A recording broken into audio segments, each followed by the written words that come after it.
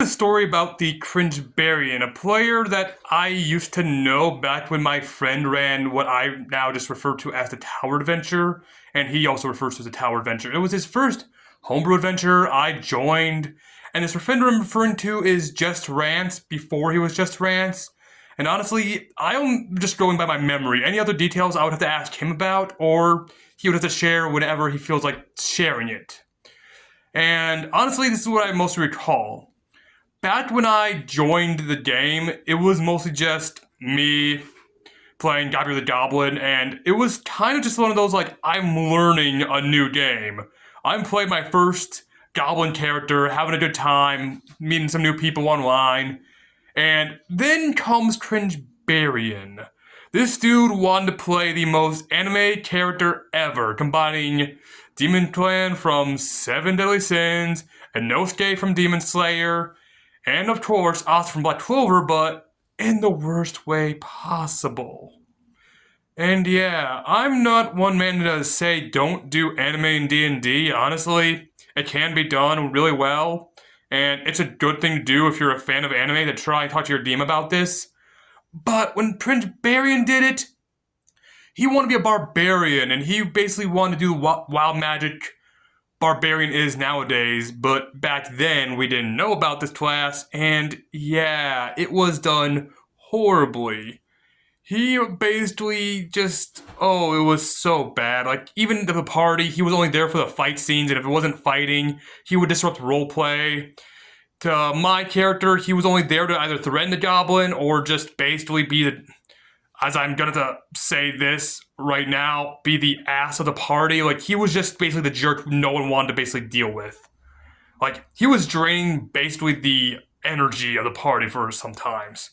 And when I was hiding, because I was playing a Goblin Rogue, and I was still being the shy guy in a new game, slash trying to be the rogue that had the lowest hit point pool, because my dice were not good when it came to rolling, and I had 8 hit points when I was starting out as Gabiru. I basically had gotten ordered by him to go out and fight a Bone Devil, and I knew I couldn't beat a Bone Devil without getting my character killed. So I disrupted the game a few times, more like 2 or 3 times at this point, and yelled at him that I can't do that, and well, I had the lowest hit pool. I actually kind of raised my voice a few times telling him this, and he didn't get the memo that I can't, and that he can't because he's barbarian. And barbarians have good strength, good constitution, and high hit pools, so they should be the tank of the party. He clearly didn't get that and thought he was playing Baldur's Gate or Skyrim or any other RPG where you can tell someone what to do, and they'll do it for you.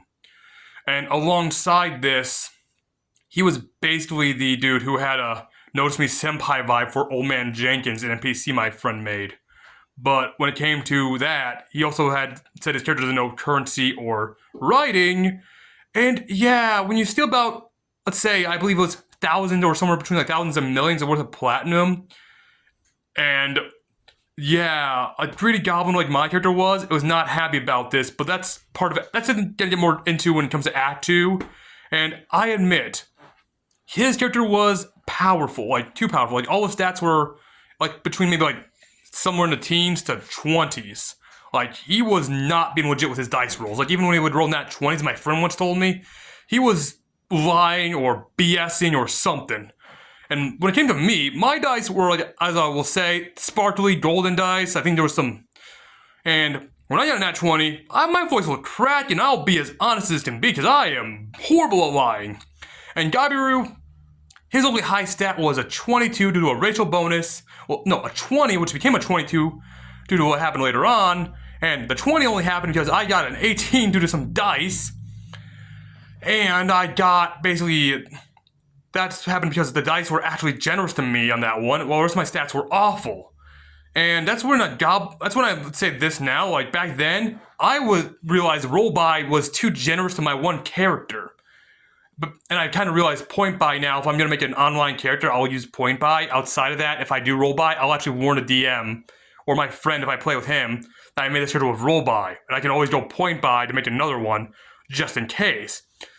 But back to Cringebarian, besides me talking about my own realizations, Cringebarian basically was the ultimate dude of trying to be the best that he can be when it came to beating D&D and telling everyone else what to do. or ruin it for everyone else. He was basically the jerk in the party that no one really liked, or was making sure everyone had a reason to hate him. Whether it be our team leader, Thrognac, as I just address him. Thrognac's player was basically like our team leader later on in the campaign. Want to know more about that later? Leave me an actual comment. When it came to Bravos and he had to fight a goblin because Bravos was changed. Leave a comment if you want to know what Bravos was called and what changes happened to it. But when it came to that, that's a whole thing that happened. We had to fight a goblin in an arm wrestling match, and the goblin, well, things happened to that goblin.